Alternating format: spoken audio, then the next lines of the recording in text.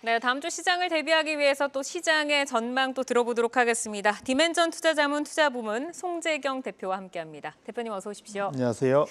네, 지금 고용 지표가 예상보다 좀 부진하게 나오면서 경기 침체로 이제 시장에 눈이 옮겨갔었는데 다행히 지금 실업률이 조금 살려주는 모양새입니다. 지금 글로벌 증시 폭락장으로 좀 이어졌었고 사실 지금 조금 숨 돌리기 전까지는 폭락이 과도하다라는 의견도 있었거든요. 대표님께서는 어떤 시각으로 보셨어요? 예, 이게 지금 그러니까 7월 11일 이후에 한 20여일 동안 어마어마한 변동성, 네, 변동성이 위로 가면 좋았을 텐데 아래로 엄청난 네. 변동성이 있고 다행히 이번 주 들어서는 그나마 조금은 좀 안정을 찾는 모습이 있어서 다행인데요. 말씀 주신 대로 지금 대체 이게 크라임 씬이라고 하죠. 이런 범죄 현장, 투자자들 입장에서는 이틀 동안 어마어마하게 주가가 빠진 거에서 대체 어떤 사람이 범죄자냐, 어떤 요인이 이제 이거 찾는 노력들이 엄청 다양합니다.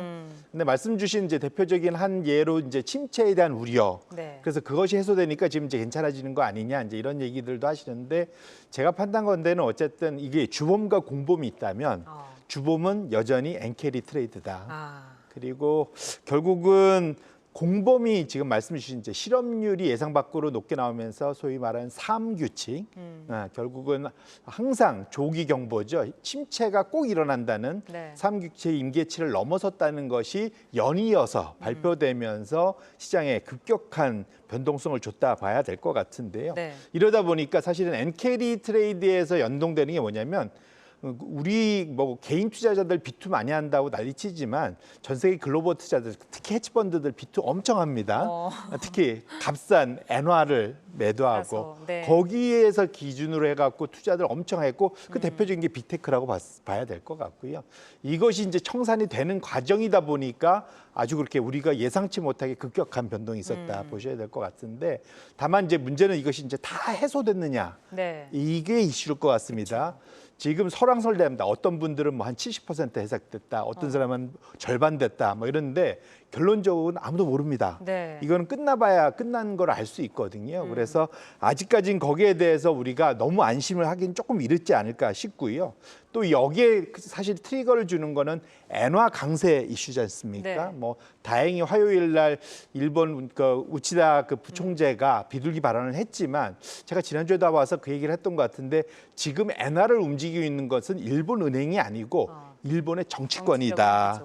결국은 일본의 정치권이 일본의 여론이 지금 엔화 강세를 원하고 있기 때문에 이런 방향으로 가고 있다는 측면에서 놓고 보면 아직도 우리가 완전히 안심하고 이 모든 것이 해결됐다는 하에서 시나리오를 짜기에는 조금은 이른 감이 있다는 걸 말씀드리고 싶습니다. 그러니까 지금 주범을 찾고자 하면 엔캐리 트레이드 청산이 시장을 가장 강하게 짓눌렀는데 이 부분이 지금 해소가 되지 않았고 우리가 유니콘이라고 부르듯이 그 자금이 얼마인지 아무도 모르고 있는 상황이기 때문에 불확실성까지 있는 그런 부분입니다.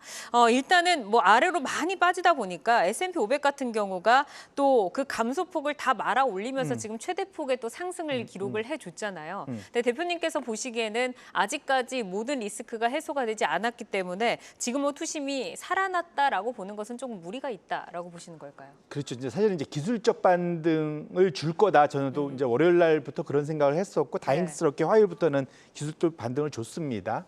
근데 지금 이 상황이 이제 모든 게 해결돼서 올라가는 구간이라기보다는 지금 상황은 기술적 반등의 연장선상으로 보는 게 맞을 것 같고요. 네. 대표적으로는 그 레버리지 투자 B2의 해소 과정에 있기 때문에 아직은 이것이 끝났다 예단하기 어려운 게 대표적으로 지금 주가가 많이 빠졌거든요. 지난 한 달 가까이 주가가 많이 빠졌던 순으로 보면은 SOX라고 하죠. 필라델피아 반도체 지수 가장 많이 빠졌었고 그다음에 빅테크들 소위 매그니피션트 7을 ETF로 만든 그런 이제 그 지수가 두 번째로 많이 빠졌고 그 다음에 사실은 그 엔화 강세 결국은 달러 대비 엔화의 강세 그리고 S&P 500입니다. 결론적으로는 보면은 집중화, 솔리마 현상이 심했던 부분들, 주가가 많이 올랐던 거죠. 거꾸로 네. 말하면 그것들이 이제 레버리지가 풀리면서 지금 해소되는 과정이 있기 때문에 이것이 완전히 해소됐다라고 말하기에는 조금은 이르지 않을까 조금 말씀드립니다.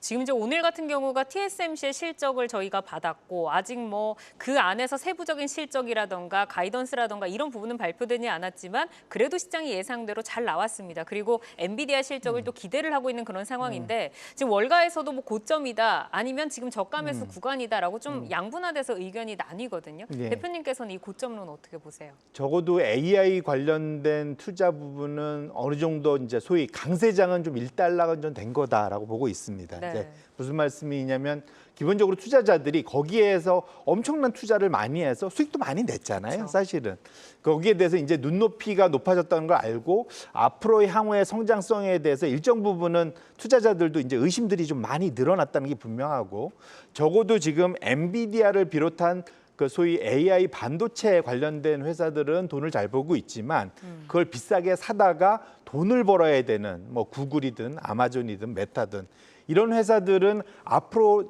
그 돈을 AI로 투자해서 돈을 버는 것에 있어서는 좀 많이 기다려달라는 얘기를 지속적으로 하고 있지 않습니까? 그래서 지금 시장의 내러티브는 이전에는 just same이라고 그랬죠. 그냥 AI 투자만 한다고 얘기해줘 이거에서 이제는 쇼미 돈 버는 거 보여줘로 완전히 이제 내러티브가 좀 많이 바뀌어 있는 상황입니다. 그런 측면에서 놓고 보면은 앞으로 지금 당연히 저는 엔비디아 실적 좋게 나올 거라고 보고 있고요. 네. 물론 이제 지금 소위 뭐 블랙웰이나 이런 것들의 뭐 지연 이슈 뭐 이런 것들이 있기야 하겠지만 이후로는 과연 이 엔비디아로부터 이 반도체를 사가야 되는 고객들의 투자가 계속 이것이 내년 내후년까지 우상향할 거냐에 대한 의구심이 해소되기 전까지는 네. 그런 지난 1년 반 동안의 그러한 AI 강세장이 지금부터는 숨고르기에 분명 들어가는 것만은 분명할 거다 이렇게 말씀드립니다. 그러니까 AI만 붙었느냐 아니면 이제는 돈을 진짜로 버느냐의 문제인데 돈을 벌어줄 수 있는 그 기업들의 순환이 지금 지속이 돼야 된다라고 조금 말씀을 주셨습니다. 사실 이제 우리 증시가 가장 좀 궁금한 상황인데 미증시야 돈이 많이 몰리지만 우리 증시는 뭐 수급이 좀 한정되어 있잖아요. 지금 뭐 그 급락에 있어서 급락분을 다 메꾸지 못했는데 코스피는 뭐 저가 매수의 지금 구간이라고 좀 보실까요? 뭐 사실은 일단 너무 쌉니다 우리나라. 정말로 많이 싸졌고요. 네. 정말로 지금 사도 이 가격에서 물릴까 싶은 이제 이런 정도 수준으로 많이 내려와 있긴 한데 다만 모멘텀이 있느냐 상승 모멘텀에 있어서는 여전히 변동성이 좀 심한 상황이고요. 말씀 주셨던 좋은 지적이신데 지금 모든 수급의 쥐락펴락은 외국인들입니다. 결국은. 그렇죠. 근데 외국인들은 미국이 한번 깨지고 나면 소위 변방, 우리나라를 포함한 네. 우리나라, 일본, 대만 다 변방입니다. 거기서 일단 자금 다 회수해 갖고 미국으로 다시 갖고 갑니다. 거기를 저가 매수하는 거네요. 그렇죠. 일단 거기부터 메꿔야 되거든요. 당장 이제 증거금 그 깨진 거 다 메꿔야 되지 않겠습니까? 네, 그렇죠. 그러다 보니까 지금 상황이 변동성이 미국장에 의해서 여전히 흔들린다라는 것은 명심하실 필요가 있고요.